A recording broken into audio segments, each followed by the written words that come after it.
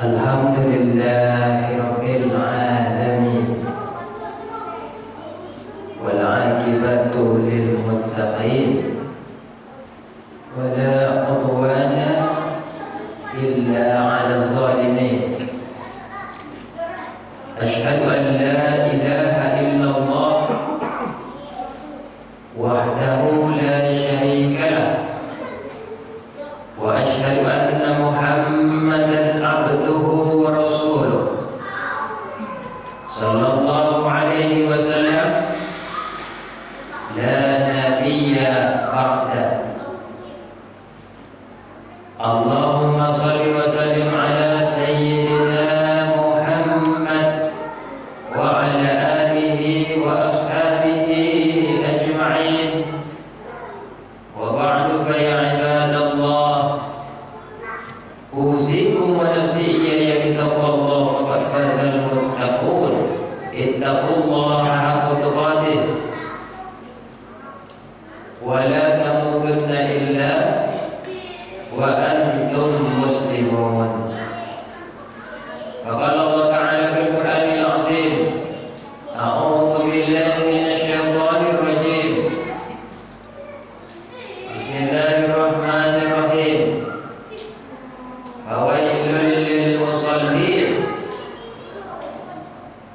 alladzina hum an salatihim sahun alladzina hum yura'un wa yamna'unal ma'un. Sadaqallahul azim.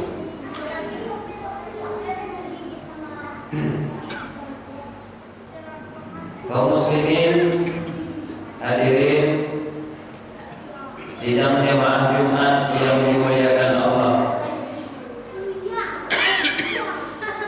Di Jumat ini, marilah sama-sama kita meningkatkan takwa, meningkat bukan menurut. Kita sekuat tenaga mengerjakan apa yang Allah perintahkan. Lalu setiap waktu, setiap hari, maupun hari Jumat, hari Sabtu, hari apapun, kita tidak mengerjakan larangan-larangan Allah. Kita bersyukur, alhamdulillahirabbil alamin, sampai detik ini siapapun di antara kita di sini tidak menutup kemungkinan anak-anak sekalipun pasti mendapat nikmat. Allah pasti mengasih nikmat. Allah kasih panas siang hari, nikmat. Allah kasih hujan malam hari, enak tidur, nikmat. Allah kasih kekuatan, masih ada yang batuk, demam, masuk angin, tapi masih kuat, masih bergerak, kakinya melangkah ke masjid, kuat berdiri. Ada orang nggak kuat lagi berdiri, sakit dia loyonya, lemah aku badan aku. Itu nikmat kekuatan. Masih mendengar, nikmat. Melihat, nikmat. Makanan enak dirasa, ada rasa asin, terasa nikmat. Dan kalau kita hitung nikmat-nikmat Allah, kita tidak bisa menghitung nikmat yang diberikan kepada kita. Maka berbanyaklah kita bersyukur. Salawat beriringkan salam, tak lupa pula kita hadiahkan kepada Nabi kita, junjungan kita, Nabi Muhammad sallallahu alaihi wasallam. Lafaznya Allahumma sholli ala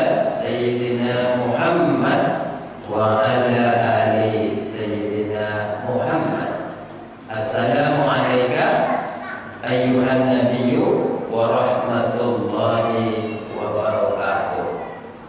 Mudah-mudahanlah kita yang ada di Masjid Istiqomah ini, juga keluarga kita, istri kita, kawan kita yang beriman kepada Allah, mendapat pertolongan syafaat Rasulullah, itu berguna baik di dunia maupun di akhirat. Amin ya rabbal alamin.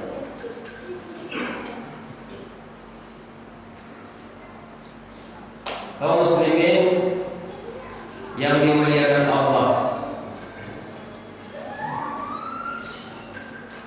Allah berfirman, maka kecelakaanlah bagi orang-orang yang sholat.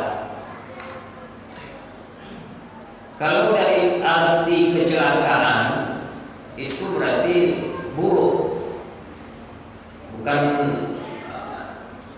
berita baik. Kecelakaan di jalan buruk, kecelakaan di laut buruk, kecelakaan di pesawat atau pesawatnya melantak laut atau melantak tebing. Pokoknya kalau sudah kalimat celaka, eksiden, kecelakaan, konotasinya pikiran kita adalah buruk. Sekarang kita sudah melakukan sholat, menurut kita umat Islam sholat, lalu dibilang pula sama Allah, wailul lil musallin, maka kecelakaanlah bagi orang yang sholat. Ada dua pertanyaan. Sepertinya saya sholat udah betul atau belum? Satu, ini pertanyaan bagi kita. Yang kedua, aku saja yang sholat udah kecelakaan, apatah lagi kawanku yang gak sholat? Ya mana celakanya ya begitu? Lebih parah lagi mungkin. Oh tapi enak hidupnya, ketawa-ketawa, dia rumahnya besar tapi tidak sholat, tetap aja. Ya kan kita aja nengok orang tuh bahagia, nggak tahu dia banyak tidak masalah, utangnya banyak, istrinya pemarah, anaknya cuek, ya kan nggak tahu kita. Lebih celaka lagi berarti orang yang tak pernah sholat. Alladzina hum an sholatihim sahun. Ini dia, dengarkan baik-baik. Orang yang akan sholat mereka sahun, lupa. Makanya ada sujud sahwi. Sahun itu lupa. Kita sudah takbir Allahu Akbar, apa juga yang kita salah lagi? Lupa. Apa yang kita lupakan? Tangan dari angkat takbir, muncul sudah mengatakan Allahu Akbar, udah paslah itu rukun salat. Tapi kok lupa? Apa yang kita lupakan? Zikrullah, ingat Allah. Makanya kita nggak boleh dalam Jumat ini tidur, nggak boleh. Orang kalau lagi khatib naik mimbar tidur dia, atau pasang niat aja lah, aku nanti istirahatnya pas waktu khatib naik mimbar aja lah, kan enak tidur. Nah itu berarti dia sudah lupa Allah. Waktunya habis untuk hal yang tidak mengingat Allah. Pernah suatu ketika ada orang yang sholat di sebelah, taruhlah sebelah kanan masjid, Nabi sebelah kiri. Lalu dia sholatlah, Allahu Akbar, sampai salam, assalamualaikum warahmatullah, assalamualaikum warahmatullah. Lalu dipanggil sama Nabi Muhammad, Dan Rasulullah bersabda, ulangi, irji, ulangi. Fa innaka lam tusalli. Kamu belum sholat. Tengok tuh. Orang yang udah sholat mulai dari Allahu Akbar sampai Assalamualaikum, Assalamualaikum, lalu dipanggil sama Nabi, ulangi. Kamu belum sholat. Akhirnya dia kembali lagi ke tempat sholatnya. Allahu Akbar. 2 rakaat dia sholat. Assalamualaikum, Assalamualaikum. Dia menoleh lagi kepada Nabi dan datang kepada Nabi. Apa kata Nabi? Ulangi. Fa innaka lam tusalli. Kau belum sholat. Tengok tuh. Awak kita sudah sholat, dibilang belum sholat. Cobalah kita misalnya ditanya, kita seorang suami, bang udah sholat? Sudah. Abang belum sholat. Gimana rasa hati? Ini dah 2 kali sholat orang itu, kata Nabi, fa innaka lam tusalli. Kamu belum sholat. Lalu baliklah dia yang ketiga kali. Allahu Akbar. Baca ayat, baca Al-Fatihah, rukuk, sujud, i'tidal, duduk di antara 2 sujud, 2 rakaat, Assalamualaikum, Assalamualaikum. Kembali kepada Rasulullah, kepada Nabi Muhammad. Apa kata Nabi? Fa innaka lam tusalli. Kamu belum sholat. Lalu apa kata orang itu? Nah, ini hebatnya orang itu, tidak marah-marah. Apalah Nabi ini, kalau kita gitu kan, tidak nampak kita di sholat ada 3 kali. Itu kalau perasaan emosi kita. Kalau orang itu, dia bilang kepada Nabi, aku mampu, aku kayak gitunya Rasulullah. Bisa aku gitunya.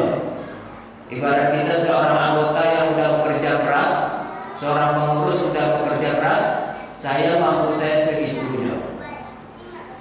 Seorang anak yang sudah mau turun orang tua, saya mampu ya segitu cuman. Akhirnya ditunjukkanlah oleh baginda Nabi, sempurnakan kata Nabi, mulai dari wudhu. Maka wudhu kita itu rupanya harus sempurna. Kok pengaruh kepada sholat? Karena kalau orang tak wudhu, tidak sah sholat orang itu. Pengertiannya yang lain, kita mau berbuat baik, tapi harus dengan berbuat baik sebelumnya. Kita mau kasih orang makan traktir, tapi caranya juga gak baik, tidak diterima. Taubatlah dengan cara-cara yang sebelumnya tidak baik. Sebelumnya wudhu baik, setelahnya sholat baik, barulah sempurna. Mengasihi orang anak yatim, minta-minta datang ke rumah baik. Setelahnya ngumpat-ngumpat nggak baik, nggak sempurna. Makanya lebih baik, maaf, uang tidak ada atau uang untuk keperluan lain. Mengertilah orang tua. Nggak mau ngasih kita berarti. Iringi kebaikan dengan kebaikan, baru sempurna. Oleh karena itu, alladzina hum yura'un, orang yang dia sholat untuk dilihat. Kan itu, dia udah sholat nih, tapi untuk cuma dilihat. Kasihan juga, supaya dilihat orang, supaya dilihat siapapun lah. Jangan kayak gitu lagi. Kalau dulu gaya sholat kita gitu, sekarang enggak. Aku sekarang sholat bukan untuk dilihat siapapun, atau supaya orang bertanya lepas pertanyaan. Tidak. Sekarang aku sholat untuk ingat Allah. Kan baik. Sholat itu baik. Tujuannya setelah itu ingat Allah baik, sempurnalah jadinya. Maka kata orang kan, kalau kerja itu jangan tanggung-tanggung. Betul. Plester sudah dicek belum, kan nggak baik itu. Padahal tenaga ada, waktu ada. Marahlah kita sama tukang itu. Kayak mana lah kalau tukang tak sempurna. Sekarang tanyakan ke diri kita masing-masing. Kayak mana saya sekarang ya? Baik atau sempurna atau masih tahapan? Nah, ini. Makanya seorang ulama atau saya pendakwah tidak boleh marah-marah. Namanya kita semua belajar. Tahapannya itu mungkin tahapan sholat baru, tahapan zikrullah, ikhlas belum. Ya makanya sama-sama kita ingat mengingatkan. Ada kiat menuju sholat yang baik. Pertama, husnul niyah, menata hati, niat kita hanya mengharap ridho Allah. Niat itu bagus. Jangan anggap niat itu sepele. Orang kalau tidur, makanya saya ingatkan, ini cara tidur yang baik. Sebelum tidur, pertama baca nama Allah dengan nama Allah. Saya tidur. Atau bismika Allahumma ahya wa bismika amut. Dengan nama Allah saya tidur dan dengan nama Allah saya bangun. Yang kedua, maafkan semua orang. Ya Allah, aku maafkan semua orang yang menyakiti hatiku. Aku maafkan semua kesalahan siapapun yang pernah aku gondok, aku marah, aku jengkel gara-gara dia. Hak aku tidak dikasihnya, aku maafkan. Nah, tidurlah. Yang ketiga, ya Allah, bangunkanlah aku tengah malam biar aku bisa sholat malam. Rupanya tidak terbangun kita loh. Nah, tidur jam 12, bangun jam 6, tidak jadi kita sholat malam. Apa kata malaikat? Dia sudah niat, ya Allah. Niat itu yang dicatat kebaikan. Kenapa kita tidak lakukan tiap malam? Hebat kan Islam? Gak berbuat tapi dapat pahala. Mana ada kayak gini agama? Gak kerja tapi dapat duit.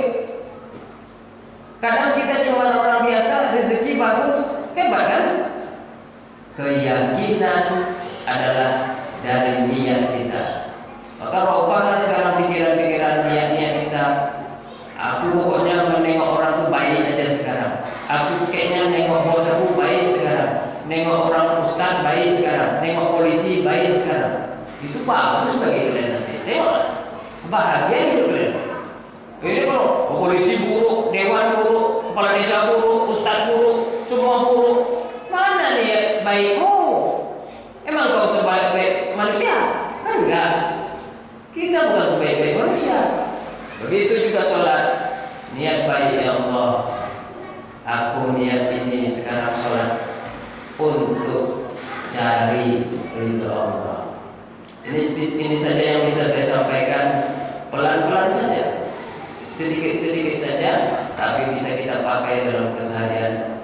Mudah-mudahan kita lebih berguna. Fa'tadiru ya ulil absar la'allakum